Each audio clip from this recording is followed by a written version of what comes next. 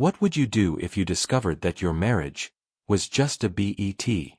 That the person you've loved for years was actually earning millions to be with you? This is the true story of Marcus Wellington, an arrogant millionaire who made the cruelest bet of his life, but discovered something that would change everything forever. Stay until the end because what happens will break your heart, and then rebuild your faith in humanity. But before we dive into this incredible journey, let me warn you. This story contains moments that will challenge everything you believe about love, redemption, and the power of human transformation. Marcus Wellington, 35 years old. Heir to a billion-dollar empire built on real estate and tech investments. To him, people were just numbers, objects, tools for his entertainment. But there was something Marcus hated more than poverty, more than failure: overweight people. He saw them as losers, undisciplined, weak. A disgusting prejudice he'd carried since childhood when his own mother constantly criticized his weight before he became obsessively fit. Marcus lived in a world where everything had a price tag. Love, bought with expensive gifts. Friendship, purchased with exclusive access and expensive dinners. Loyalty, rented by the hour. He had dated dozens of models, actresses, and socialites, all perfect size zeros who worshipped his wealth and status. But Marcus was empty inside, though he'd never admit it.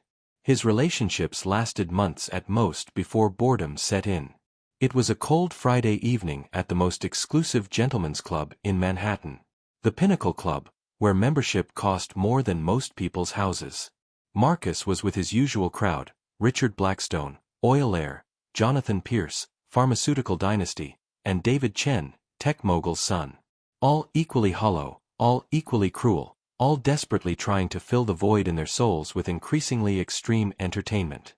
Between laughs and $500 per bottle whiskey, they began making their usual outrageous bets. Who could buy the most expensive car that week?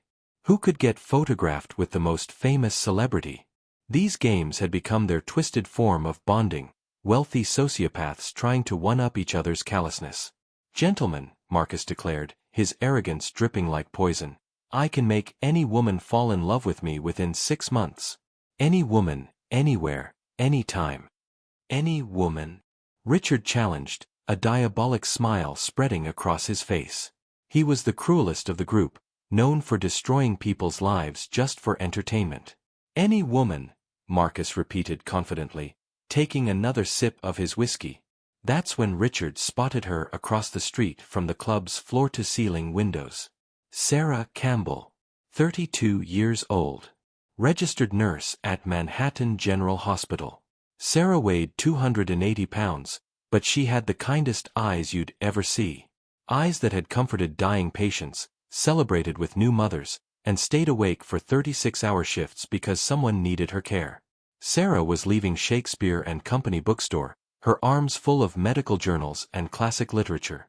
She'd just finished a brutal double shift but still found time to buy books for the children's ward. As she waited for the bus, completely unaware that 4 millionaires were watching her from their ivory tower, she helped an elderly man pick up his dropped groceries. "I bet $5 million that you can't make that woman marry you within 6 months, Richard laughed cruelly, pointing directly at Sarah. The others joined in the laughter. Jonathan added, "Make it interesting, you have to make her genuinely fall in love with you. Not just marry you for money. Real, deep, emotional love." David chimed in, "And she has to propose to you. That's the only way we'll know it's real love and not just desperation." Marcus looked at Sarah through the window. Everything about her was the opposite of his usual type. Where he dated stick-thin models, she was curvy and substantial. Where he preferred women who spent hours on makeup and fashion, she was natural and unpretentious. Where his usual partners were shallow socialites, she radiated genuine warmth even from a distance. $5 million? Marcus asked, his competitive nature overriding any shred of human decency he might have possessed. $5 million, Richard confirmed. "But here's the catch. You can't use your money to impress her until after she's already fallen for you. You have to make her love the real you first." Marcus studied Sarah for another moment. This would be his greatest challenge yet, his ultimate proof of superiority. "Gentlemen," he said, raising his glass, "you have yourselves a bet." The four men shook hands, sealing Sarah's fate without her knowledge. But fate, as they would all learn, has a twisted sense of justice. Marcus began his operation the very next day. He'd done his research. Sarah worked at Manhattan General, lived in a modest apartment in Queens with her sick mother, and volunteered at St. Mary's Children's Shelter every weekend. He started with what he thought would be an easy approach. Marcus, accidentally, bumped into Sarah at the same bookstore where he'd first seen her. He'd dressed down for the occasion, jeans instead of his usual $3,000 suits, a simple sweater instead of designer shirts. He even drove his least expensive car, a modest BMW instead of his Lamborghini. "I'm so sorry," he said, helping her pick up the books she'd dropped. "I wasn't watching where I was going." "No worries at all," Sarah smiled, and Marcus was struck by how genuine her kindness seemed. "Are you okay? You look a bit frazzled."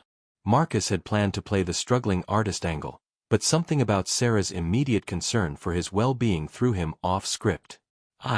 Yeah, just having a rough day at work." "What do you do?" Sarah asked, not out of gold-digging curiosity but genuine interest. "I'm in consulting," Marcus lied smoothly. "Business consulting. Helping small companies improve their operations."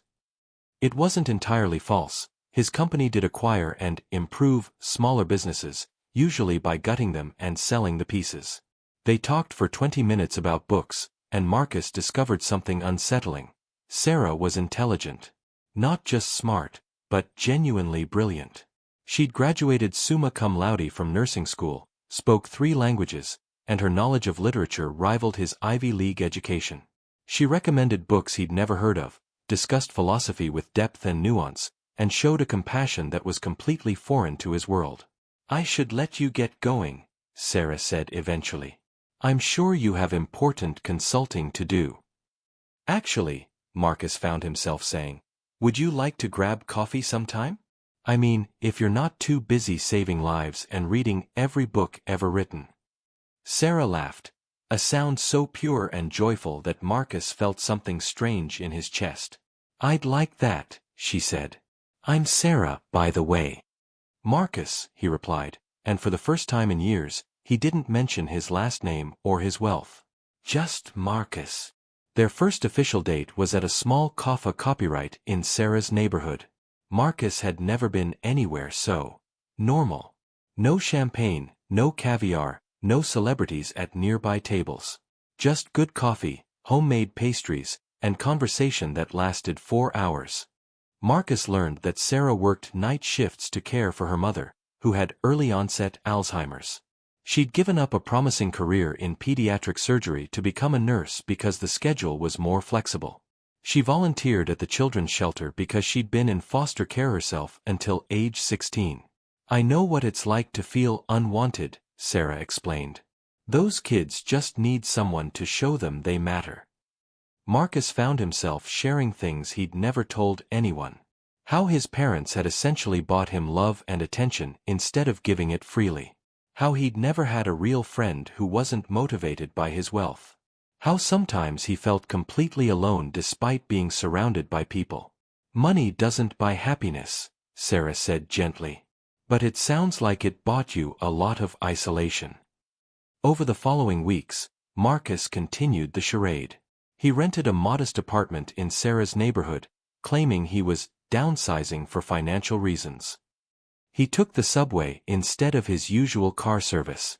He shopped at regular grocery stores and cooked simple meals. But something unexpected was happening. Marcus was enjoying this normal life. He looked forward to Sarah's texts. He found himself genuinely interested in her stories from the hospital. When she talked about her patients, the scared children, the elderly people with no visitors, the families dealing with tragedy, Marcus felt emotions he'd spent decades suppressing. One evening, Sarah cooked dinner for Marcus in her small apartment. Nothing fancy, spaghetti with homemade sauce, salad, and wine from a bottle that cost less than Marcus usually spent on appetizers. But as he sat at her tiny kitchen table, watching Sarah tend to her confused mother with infinite patience, Marcus experienced something revolutionary: contentment. "You're different from other men I've dated," Sarah said as they did dishes together. "Different how?" Marcus asked, genuinely curious. "You actually listen. You ask about my work, my dreams, my fears. Most guys just wait for me to stop talking so they can talk about themselves." Marcus felt a stab of guilt. Wasn't that exactly what he was doing? Using her openness to manipulate her emotions? "Sarah," he said carefully, what if someone had done terrible things in the past? Could they change? Could they become better?" Sarah turned to face him, dish towel in her hands. "Marcus, I believe everyone deserves a chance to be better. The question isn't whether they can change, it's whether they want to badly enough to do the hard work." 2 months into their relationship, Marcus was living a complete double life.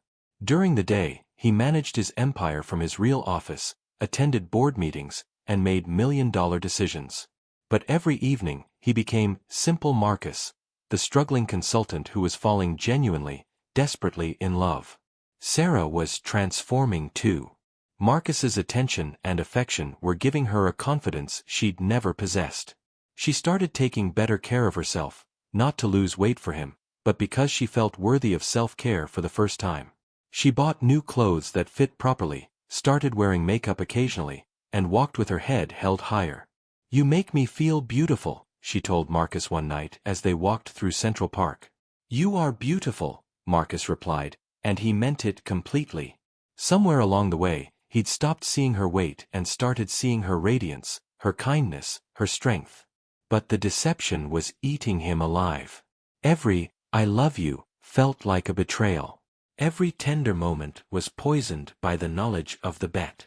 His friends continued to check in, making cruel jokes about his project, and asking for updates on Operation Whale Hunt, Richard's disgusting nickname for the bet. Marcus stopped responding to their messages. He avoided the Pinnacle Club.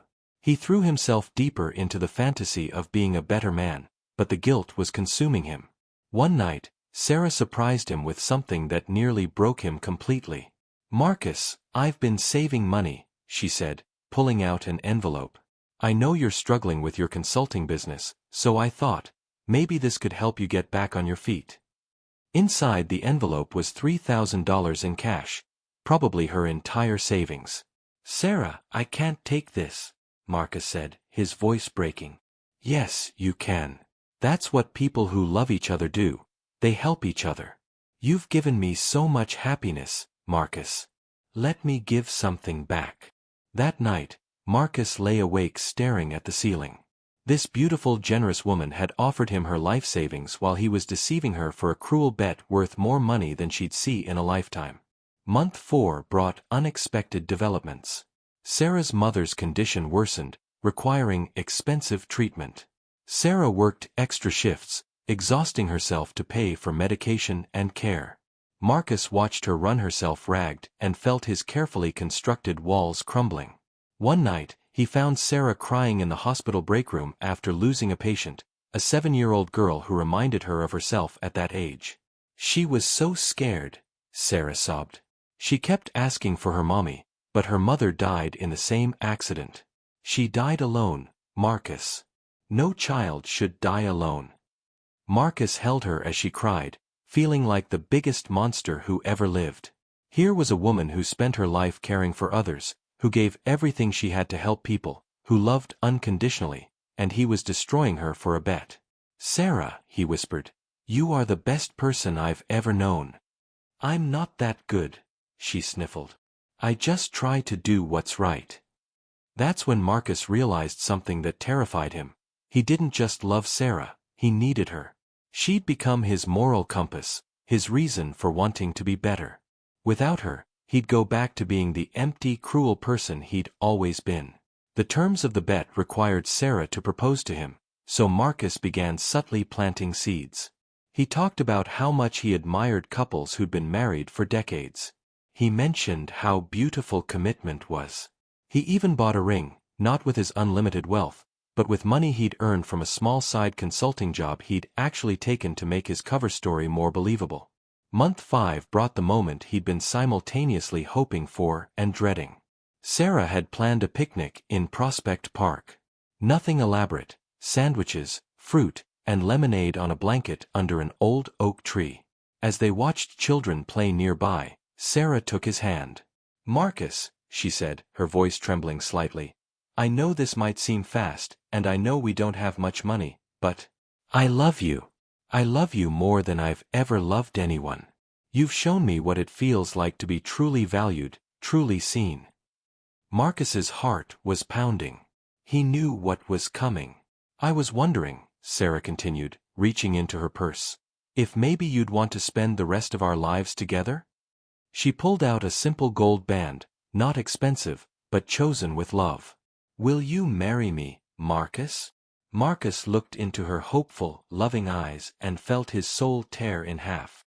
"Yes," he whispered, because saying anything else was impossible. "Yes, Sarah. I'll marry you." As she slipped the ring onto his finger, Marcus realized he'd just agreed to marry her under completely false pretenses.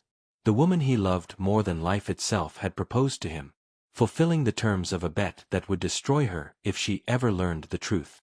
They planned a simple wedding at Sarah's neighborhood church. No elaborate ceremony, no expensive reception, just family, close friends, and the promise of a lifetime together. Marcus had secretly arranged for everything to be perfect: the flowers Sarah loved, the cake from her favorite bakery, a photographer to capture their joy. Sarah wore her grandmother's wedding dress, altered to fit. She looked radiant, glowing with happiness. As she walked down the aisle, Marcus felt tears streaming down his face.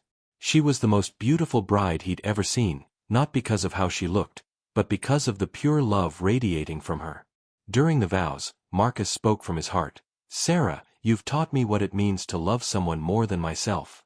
You've shown me kindness I didn't know existed, patience I didn't deserve, and forgiveness I'll spend my lifetime trying to earn. I promise to love you, protect you, and be worthy of the incredible gift of your love." Sarah's vows were equally moving. "Marcus, you've shown me that I deserve love just as I am. You've given me confidence, joy, and hope for our future. I promise to stand by you through everything, to build a life full of love and laughter, and to remind you every day how wonderful you are." Every word she spoke was like a knife in Marcus's heart, because he knew it was all built on lies. The reception was held in the church hall. Marcus had quietly paid for everything, telling Sarah that his consulting business had gotten a big contract. They danced to "At Last" by Etta James, and Marcus had never felt so happy or so terrified in his life. For 3 weeks, they lived in blissful newlywed happiness. Marcus had moved Sarah and her mother into a nicer apartment, claiming his business was doing well. Sarah was radiant, talking about their future, their dreams of children, maybe opening their own healthcare practice. But fate has a way of exposing the truth when we least expect it. Sarah was organizing Marcus's home office while he was at a business meeting, actually settling the bet with his friends. She'd offered to help him get more organized, and Marcus, lost in domestic bliss, had forgotten to secure his private documents. Behind a stack of fake consulting papers, Sarah found a folder marked "Personal, Confidential." Inside were the original bet agreement, printed emails between Marcus and his friends, and bank records showing the $5 million transfer. She read every word, every cruel detail of their plan. How they'd laughed about her weight. How Marcus had described her as an impossible challenge. The disgusting nicknames they'd used. The secondary bets about how long it would take her to discover the truth. But worst of all, she found Marcus's own notes, a detailed strategy for manipulating her emotions, exploiting her insecurities, and making her fall in love with him. Sarah didn't scream. She didn't break anything. She just collapsed. The woman who'd spent her life healing others felt something inside her die. When Marcus returned home that evening, whistling and carrying flowers for his wife, he found the documents spread across their dining table like evidence in a murder trial. Sarah sat motionless in her chair, still in her nursing scrubs, staring at the papers that had destroyed her world. Sarah, Marcus said, his voice barely a whisper. She didn't look up. $5 million, she said quietly. That's what I was worth to you. $5 million to make the fat girl fall in love. Sarah, please let me explain €1. Explain what? Now she looked at him, and Marcus saw something that would haunt him forever. Complete devastation. Explain how you and your friends sat in your fancy club and made jokes about my weight? Explain how you called me the whale in your notes? Explain how every moment of our relationship was a performance. Marcus fell to his knees beside her chair. Sarah, it started as a bet, but I fell in love with you. Really, truly fell in love. Everything I said in my vows, everything we shared, that was real. Was it? Sarah asked, her voice breaking. How can I ever know what was real and what was part of your game? When you said you loved me, were you thinking about winning your bet? When you held me while I cried, were you calculating your next move? No, Sarah, please €1. I gave you everything, Marcus. My heart, my trust, my savings, my body, my soul. I defended you to my mother when she said you were too good to be true. I believed in us so completely that I proposed to you because I couldn't imagine my life without you. She stood up slowly, like an old woman despite being only 32. I need you to leave, she said. Sarah, please, we can work through these €1.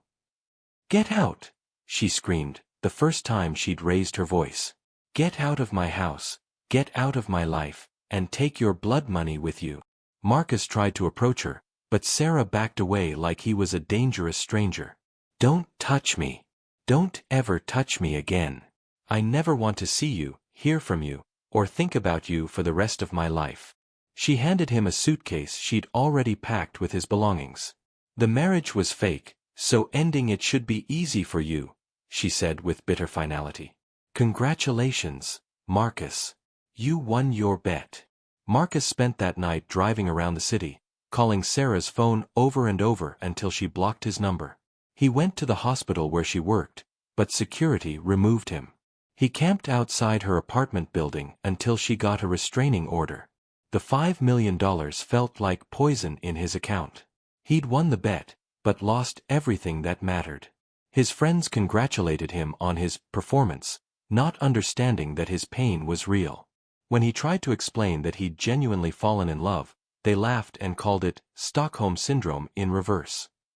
Marcus fell apart completely. He stopped eating, stopped sleeping, stopped managing his business empire. His assistant fielded calls from increasingly angry board members. His personal hygiene deteriorated. He looked like a man possessed by grief. 2 weeks after Sarah discovered the truth, Marcus made a desperate decision. He donated the entire $5 million to St. Mary's Children's Shelter where Sarah volunteered, with a note, "In honor of Sarah Campbell, the kindest person I've ever known. I don't deserve forgiveness, but maybe this can help the children she loves." When Sarah heard about the donation, she cried for hours. It was the first crack in the wall of anger she'd built around her heart. But Marcus's problems were just beginning. Sarah had vanished. She'd quit her job at the hospital, moved out of her apartment, and seemingly disappeared from New York entirely. Her mother had been moved to a care facility, but the staff wouldn't reveal Sarah's location. Marcus hired private investigators. He placed ads in newspapers across the country. He offered rewards for information. For 6 months, nothing. No trace of the woman he'd loved and lost. The guilt was destroying him. He'd lost 40 pounds, developed insomnia, and started having panic attacks. His business empire crumbled as he became incapable of making decisions. His former friends avoided him, calling him obsessed and pathetic. 8 months after Sarah disappeared, Marcus finally got a lead. A private investigator had traced her to Millbrook, a small town in upstate New York. Sarah was working as a nurse at the local community hospital under her maiden name. But there was more. She was pregnant. 7 months pregnant with Marcus's child. Marcus felt the world tilt on its axis. Sarah was carrying his baby, and she'd been dealing with pregnancy alone while he'd been consumed with his own guilt and pain. He drove the 3 hours to Millbrook in one stretch, his heart pounding with every mile. The town was everything New York City wasn't: quiet, peaceful, surrounded by rolling hills and farmland. He found Sarah leaving the small hospital after her shift, and his breath caught in his throat. She was beautiful. Even exhausted from work, even 7 months pregnant, even with her hair pulled back in a simple ponytail, she was the most beautiful woman he'd ever seen. Her pregnancy had given her a glow that made her radiate warmth and life. When Sarah saw Marcus getting out of his car, she froze. For a moment, they just stared at each other across the parking lot. "How did you find me?" she asked, her hand instinctively moving to protect her rounded belly. "Sarah, I've been looking for you every day since you left. I needed to. I need you to know that I'm sorry. Not just sorry for the bet, but sorry for every moment of pain I've caused you. Sorry for being the kind of person who could make a bet like that in the first place." "I can't do this with you, Marcus," Sarah said, but her voice lacked the anger from their last encounter. She just sounded tired. "I know about the baby," Marcus said gently. Sarah's eyes filled with tears. "I didn't tell you because I thought you'd think I was trying to trap you for money. After everything that happened, I couldn't bear for you to think I was just another gold digger. Sarah, this baby, our baby, is the most important thing that's ever happened to me. Not because it's mine, but because it's ours. Because it was created from what I thought was love, even if you can never forgive me for how it started." Sarah didn't invite Marcus back into her life that day, or the next day, or for many days after. But Marcus didn't give up. He rented a small apartment in Millbrook and began the hardest work of his life, proving he'd changed. He volunteered at the local food bank. He helped elderly residents with yard work and home repairs. He tutored kids at the community center. He attended church, not because he was suddenly religious, but because he was desperately seeking redemption and didn't know where else to find it. Most importantly, he left Sarah alone while making it clear he wasn't leaving town. He respected her space while demonstrating through actions, not words, that he was becoming a different person. The town was small enough that Sarah heard about everything Marcus was doing. How he'd helped the Rodriguez family when their father was laid off. How he'd donated money to fix the community center's roof. How he'd spent his Saturdays reading to children at the library. "He's different," Sarah confided to Dr. Martinez, the elderly physician who'd become her closest friend in Millbrook. "The Marcus I thought I knew would never do these things. But I don't know if I can trust my judgment anymore." "Sarah, Mija," Dr. Martinez said gently, "sometimes people need to break completely before they can rebuild themselves into someone better. The question isn't whether he's changed, it's whether you can ever feel safe loving him again." 3 months passed. Sarah was in her final weeks of pregnancy when she went into early labor during a winter storm. The roads were impassable, and the ambulance couldn't get through. In a cruel twist of fate, Marcus, who'd been helping with storm cleanup, was the only person available to drive her to the hospital. "I'm scared, Marcus," Sarah admitted as he carefully helped her into his car. "I'm going to take care of you," he promised. "Both of you. I swear on my life, Sarah, nothing will happen to you or our baby." Marcus drove through the worst storm in decades, talking to Sarah through her contractions, keeping her calm and focused. When they reached the hospital, he carried her inside and stayed by her side as the doctors took over. Emily Rose Wellington was born at 11:47 p.m. during the worst blizzard in Millbrook's history. She weighed 6 pounds, 3 ounces, and had her mother's gentle eyes and her father's stubborn chin. Marcus held his daughter for the first time and wept openly. "I promise you, little one, I'm going to be the father you deserve. I'm going to spend every day of my life trying to be worthy of being your dad." Sarah watched Marcus with their daughter and felt something shift inside her chest. The way he looked at Emily, with pure, unconditional love and overwhelming tenderness, reminded her of why she'd fallen in love with him in the first place. "She's perfect," Sarah whispered. "Just like her mother," Marcus replied, not taking his eyes off Emily. Over the next few weeks, as Sarah recovered and adjusted to motherhood, Marcus proved himself in ways both large and small. He changed diapers, handled 3 a.m. feedings, and sang lullabies in a voice so gentle Sarah barely recognized it. He read parenting books, child-proofed Sarah's apartment, and treated every moment with Emily like a sacred privilege. "Marcus," Sarah said one evening as they sat together watching Emily sleep, "I need to ask you something, and I need you to be completely honest." "Anything," Marcus said. "If I hadn't gotten pregnant, would you still be here?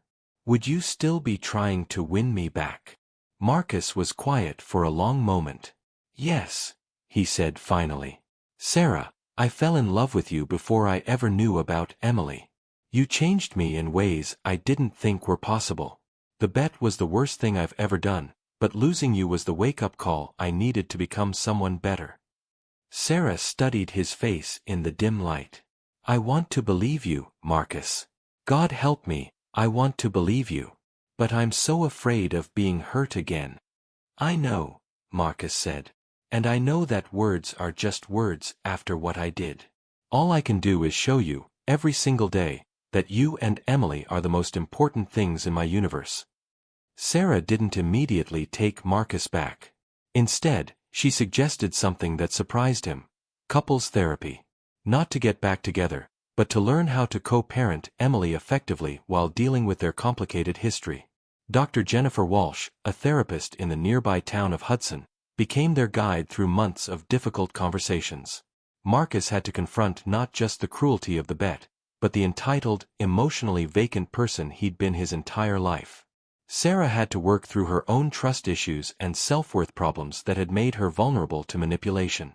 "Marcus," Dr. Walsh said during one particularly intense session, "you say you've changed, but change isn't just about doing good deeds or saying the right things. It's about fundamentally altering the way you see yourself and others. What's different about how you view people now?" Marcus thought carefully before answering. "Before Sarah, I saw people as either useful or useless to me. Everyone had a function: to make me money, to make me look good, to entertain me. Sarah taught me that people have inherent worth that has nothing to do with what they can do for me. She showed me what it means to love someone completely, without conditions or expectations. When I was a shallow, cruel man," Marcus would tell audiences, "I thought a person's worth was determined by their appearance, their wealth, or their status. My wife taught me that true beauty comes from kindness, courage, and the capacity to love. She saved my soul, and now we're trying to save others from the poison of prejudice that nearly destroyed my life." The Foundation's work wasn't easy. They faced criticism from people who couldn't believe Marcus's transformation was genuine. Former business associates accused him of running a scam or seeking publicity. Some people in the body-positive community were skeptical of his motives. But Marcus and Sarah persevered, driven by the knowledge that their work was helping real people. They received letters from teenagers who'd been bullied for their weight, from adults who'd struggled with self-worth, from families dealing with eating disorders. Each story reminded them why their mission mattered. 5 years after Emily's birth, Sarah and Marcus welcomed twins, Alexander Marcus and Grace Sarah Wellington. The pregnancy had been challenging. Sarah developed gestational diabetes and was on bed rest for 2 months. Marcus took leave from all business activities to care for her and Emily, proving once again that his family came before everything else. "I'm sorry I'm such a mess," Sarah said one day as Marcus brought her breakfast in bed for the 100th time. "Sarah Wellington," Marcus said, sitting beside her and taking her hand, "you are growing our children inside your body while managing diabetes and chasing after a 5-year-old. You're not a mess, you're a superhero. I'm in awe of you every single day." The twins' birth was complicated, requiring an emergency C-section, but both babies were healthy. As Marcus held his son and daughter for the first time, with Emily perched on the hospital bed next to Sarah, he felt complete in a way he'd never imagined possible. "Our family is perfect," Emily announced, carefully touching her baby brother's tiny hand. "Yes, it is," Sarah agreed, looking at Marcus with eyes full of love. Over the following months, Marcus threw himself into fatherhood with the same intensity he'd once applied to business deals. He changed diapers, handled night feedings, and somehow managed to give individual attention to each child while supporting Sarah as she recovered from surgery. How do you do it? Sarah's mother asked during one of her visits. She'd moved to Millbrook to be closer to her grandchildren, her Alzheimer's progression slowed by the joy of family. Do what? Marcus asked, bouncing Grace while helping Emily with her homework as Alexander napped in his arms. Love so completely. Care so deeply. You're nothing like the man Sarah first described to me. Marcus looked at his wife, who was nursing Alexander and reading to Emily simultaneously. I learned from the best teacher in the world, he said simply. Life wasn't always easy for the Wellington family. When Emily was 7, she came home from school crying because classmates had made fun of her mother's weight during a school event. Mommy, Emily sobbed, why do people say mean things about how you look? You're the most beautiful mommy in the world. Sarah's heart broke, but Marcus stepped in with wisdom gained through years of growth. Emily, he said, kneeling to her level, some people say mean things because they're hurting inside and don't know how to handle their own pain. It doesn't make it right, and it doesn't make what they say true. Your mommy is beautiful because she has a beautiful heart, and anyone who can't see that isn't worth worrying about. This incident sparked a new initiative for their foundation, age-appropriate anti-bullying programs for elementary schools. Emily, despite her young age, became an advocate herself, speaking to her classmates about kindness and acceptance. The family faced other trials too. Marcus's business empire, while still successful, required difficult decisions about ethics versus profit. There were times when doing the right thing cost them millions, but Marcus never wavered in his commitment to operating ethically. Money comes and goes, he told Sarah during one particularly challenging quarter, but our integrity and the example we set for our children are forever. Sarah's health also presented ongoing challenges. Her weight fluctuated over the years due to pregnancies, medications, and the natural changes of aging. During periods when she gained weight, Marcus's love never wavered, but Sarah sometimes struggled with her own self-image. I see pictures of us from Emily's birth, and I was so much smaller then, Sarah confided one evening. Sarah, Marcus said, pulling her close, I fell in love with your heart, not your dress size. You've given me 3 incredible children, you've built a foundation that's changing lives, and you wake up every day choosing to love me despite my past mistakes. You could weigh twice what you do, or half what you do, and you'd still be the most beautiful woman in the world to me. The ultimate test of Marcus's transformation came when Emily was 10 years old. Sarah was diagnosed with a rare autoimmune condition that required intensive treatment and caused significant weight gain due to steroids and other medications. For months, she was often too weak to work, too sick to maintain her usual activities, and deeply depressed about the changes in her body. The old Marcus would have seen this as a burden, an inconvenience that complicated his life. But the man Sarah had helped create saw only the woman he loved fighting a battle that required all his strength and support. Marcus became Sarah's full-time caregiver while maintaining his role as father to their 3 children and continuing to run both his business and their foundation.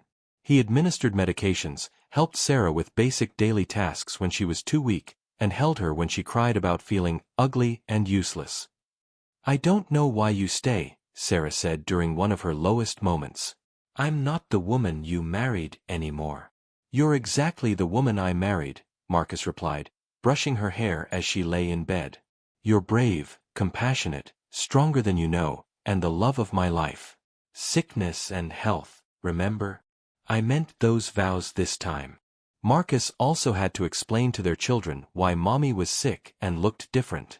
He used it as a teaching moment about unconditional love, resilience, and the difference between outer appearance and inner beauty. Daddy loves mommy no matter what, right? 6-year-old Alexander asked one day. That's right, buddy. When you really love someone, you love all of them. When they're healthy and when they're sick, when they're happy and when they're sad, when they look different than they used to. That's what real love means. After 18 months of treatment, Sarah's condition stabilized. She'd gained 60 pounds and looked dramatically different than she had at any point in their relationship, but Marcus's love had never wavered. If anything, watching her fight with such courage had deepened his admiration for her. I feel like I need to lose this weight before I can feel attractive again, Sarah said as she began to recover. Sarah Wellington, Marcus said firmly, You are the most attractive woman I've ever known, right now, exactly as you are. If you want to lose weight for your health or because it makes you feel better, I'll support you completely. But please don't think for 1 second that your worth or my love depends on a number on a scale. Today, 15 years after that cruel bet was made in a Manhattan gentlemen's club, Marcus and Sarah Wellington have built something extraordinary. Their foundation has helped thousands of people overcome discrimination and build self-worth. Their 3 children, Emily, now 15, Alexander, 10, and Grace, 10, are kind, confident, and wise beyond their years. Marcus sold his original business empire and now dedicates his life to the foundation and his family. They still live in their Millbrook farmhouse, where Sarah tends her famous vegetable garden and Marcus coaches Little League baseball. Their love story has become legendary in their small town, proof that people can change, that love can conquer cruelty, and that redemption is always possible. Sarah never did lose all the weight she gained during her illness, and Marcus never cared. Their wedding photos show the evolution of their love, from a young couple built on deception to a mature partnership forged in truth, tested by hardship, and strengthened by absolute commitment.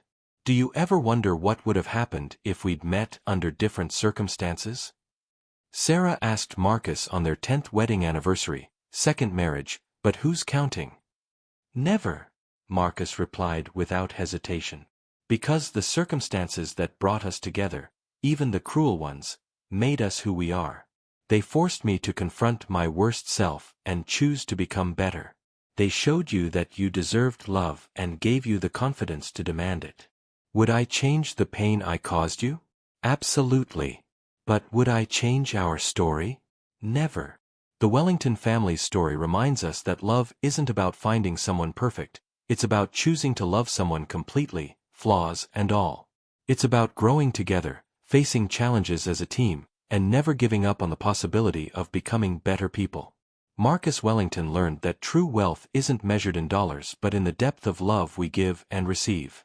Sarah Wellington learned that she was worthy of love exactly as she was, but also that she deserved someone willing to fight for that love every single day. And their children. They're growing up knowing that real love is patient, kind, forgiving, and unconditional, the most valuable lesson anyone could ever receive. If this story has touched your heart, if you believe in the power of love to transform even the cruelest hearts, if you want to see more real stories that restore faith in humanity, subscribe to our channel right now and hit that notification bell. Share this story with someone who needs to hear that they are worthy of love, that people can change, and that the most beautiful love stories often begin in the most unexpected ways. Let me know in the comments, do you believe people can truly change? Have you ever experienced or witnessed a love that transformed someone completely? Your story could inspire our next video. Thank you for joining me on this incredible journey of love, redemption, and hope. Until next time, remember, everyone deserves love, everyone deserves a second chance, and everyone has the power to become better than they were yesterday.